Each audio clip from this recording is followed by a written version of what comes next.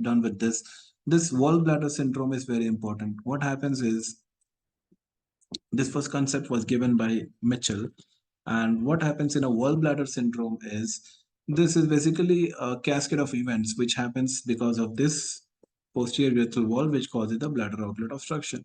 Now, since there is a valve here, the urine is not able to go down. There is a continuous obstruction, and the pressure within the bladder is increasing. So the bladder is contracting against an obstruction. So there is a high voiding pressure.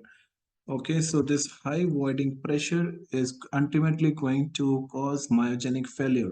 So the detrusor is not able to ultimately going to quit to this high pressure because of this continuous contraction against a resistance. The detrusor is going to give up at a time, and so there will be a detrusor failure.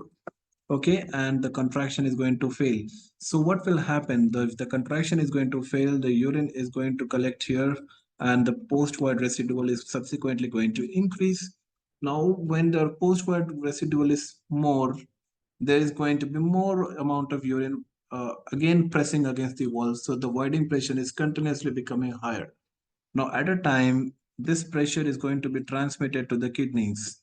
There will be back pressure to the kidneys, and this, since we know that they are going to affect, one third of the patients are going to have end-stage renal disease, one third are going to have a this decreased renal function. So the back pressure is going to go to the kidneys. Okay, and this back pressure is going to damage the nephrons. And once the nephrons are damaged, we get a condition called nephrogenic diabetes insipidus. Now, what happens? The kidneys are not able to concentrate urine now. So the kidneys are going to produce more urine, dilute urine into the ureter, and again, the more urine is going into the bladder. This is what happens in the this cycle is what is happening. So there is hypertrophy, myogenic failure, increased post-void residual, high pressure is transmitted to the kidneys, and renal impairment. There is inability of the kidneys to concentrate urine, nephrogenic diabetes insipidus, more urine volume is there, and this will again cause increased voiding pressure. And this cycle is known as the wall bladder syndrome. Okay, and you treat this, you relieve this cycle by putting a catheter and allowing the patient this nocturnal drainage.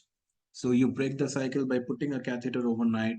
This will the cycle will be broken down, and the you can save the kidneys from further damage. So this is